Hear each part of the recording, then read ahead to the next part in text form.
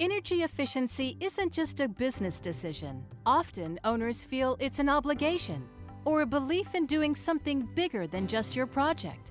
That's why high-performance buildings aren't just a fad. They serve an important need for owners and operators and the surrounding community.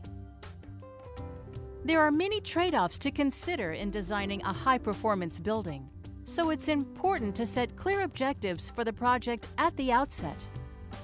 If the goal is to reduce total cost of ownership for the building, cost-benefit should be examined. If the goal is to meet sustainable or environmental objectives, costs may be less of a concern. Either way, it's important to involve engineers early in the design to ensure the final product meets the owner's needs while maintaining the right design and form to best suit the building's purpose. One great example of our work involves the Crown Towers, Sydney in Australia. This 70-story all-glass building elegantly glides and curves upward, providing a view of the Harbour Bridge and famous Opera House at the same time. As part of a larger building development district, the city's cooling and heating plant could only offer a limited amount of energy to the tower. Our challenge was to maximize usability within energy constraints, but maintain its elegant appearance and function.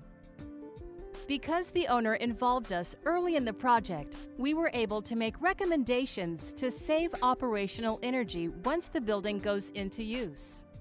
The biggest energy challenge came from solar gain through the many windows. Early on, we looked at rotating the tower 8 to 12 degrees to compensate.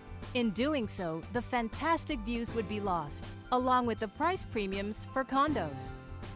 Our solution then was a medium-grade glazing on all the windows, coupled with a harder look at other ways throughout the structure where we could find additional savings. To preserve the aesthetic appeal of the building, we got creative again. Because the roof of the building was an observation deck, we couldn't install mechanical systems there, as is common in older buildings. Instead, we found pockets of mezzanine space to install systems in places where such equipment typically isn't found.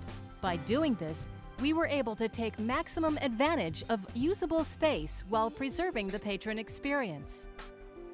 In the end, this project was a success because the team worked in concert toward a common goal. Because we looked at different options and made important decisions early on and along the way, we were able to stay true to the owner's objectives.